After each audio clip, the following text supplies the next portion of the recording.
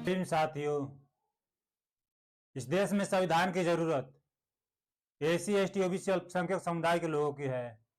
इस देश में संविधान की जरूरत उन गरीब मजदूर किसानों की है जो सबको न्याय अधिकार सम्मान देता है। इस देश में संविधान की जरूरत उन अल्पसंख्यक समुदाय के लोगों को है जो जाति धर्म न देकर सबको समान अधिकार देता है। नमस्कार, मैं रमेश कुमार, आप देख रहे हैं अम्बेडकर आवाज 2 पर।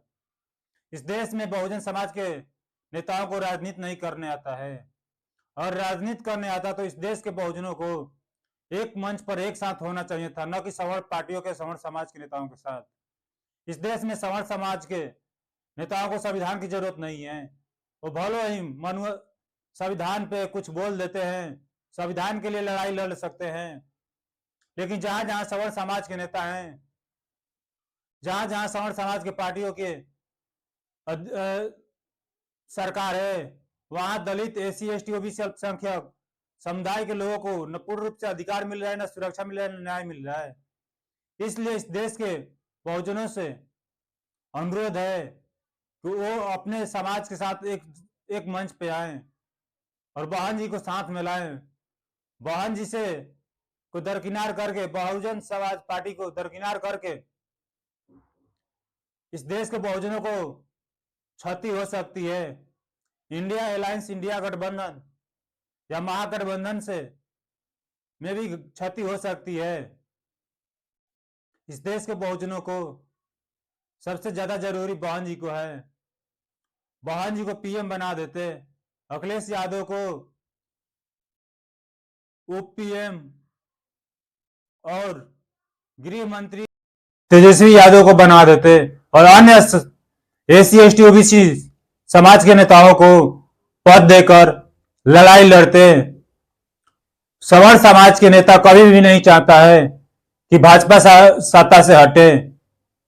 इसलिए इस देश के बहुजनों को समझना होगा, बहुजन समाज के नेताओं को समझना होगा कि हमें सरकार में आना है, हमें राजनीति करना है, हमें अधिकार चाहिए। तो अपने बहुजन समाज के साथ गठबंधन बनाएं, बहुजन समाज के साथ एकता बनाएं, तब इसमें भलाई हो सकती है। ये नहीं कि बहुजन समाज के लोग पार्टी में अपने मोट विरोध करते रहे, बहुजन समाज को दिखावा के लिए कि हम राजनीति करते हैं। और संविधान की सुरक्षा अगर चाहते हैं, न्याय चाहते हैं, तो सबको एक मंच पे आना चाहिए। और जातिवाद नहीं करते हैं, ओबीसी समाज के नेता जातिवाद नहीं करते हैं, अल्पसंख्यक समुदाय के नेता जातिवाद नहीं करते हैं। तो बहन कुमारी मायावती जी को संगठन में लाते और उनके साथ गठबंधन करके चुनाव लड़ते। जैसे कि सबसे तीसरी पार्टी बहुजन समाज पार्टी है, जिनके जन्मदार देश के कोने कोने में है।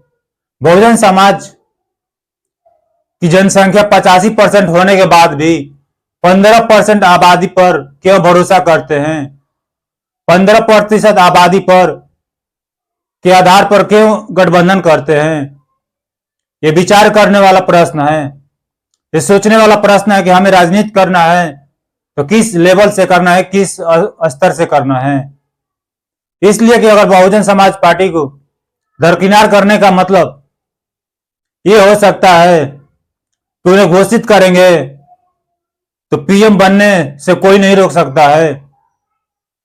वैसे समाज को पीएम नहीं बनने देना है जो देश के लिए, संविधान के लिए, समाज के लिए काम करे। इसलिए कांग्रेस चाहे भाजपा, कांग्रेस, आरजेडी, एसपी जैसे अनेक छोटे छोटे पार्टियां हैं, और बहुजन समाज पार्टी को गठबंधन में नहीं ला रही है। ये चाहती है, ये चाहते हैं लोग कि समाज के नाम पे वोट मांगे, लेकिन समाज के सुरक्षा, न्याय और संविधान न लागू होगे। जिन नेताओं को संविधान के खतरा है, जिन नेताओं को देश में गुलामी होने का, साजिश होने का खतरा है, उन्हें बहुजन समाज पार्टी के साथ, बहन कुमारी मायावती के साथ आना चाहिए था, न कि सवर्ण समाज के नेताओं के साथ। इस तरह से बोल देते हैं कि हम बहुजन हैं, हम बाबा साहब के विचार को आगे बढ़ाएंगे, संविधान लागू करेंगे। लेकिन समय आता है, एक मंच पे आने का काम होता है, समय आता है तो सब लोग अपने अपने मोहरा देखने लगते हैं, अपने अपने स्थान और जगह देखने लगते हैं। जय भीम, जय भारत, नमो बुद्धाय।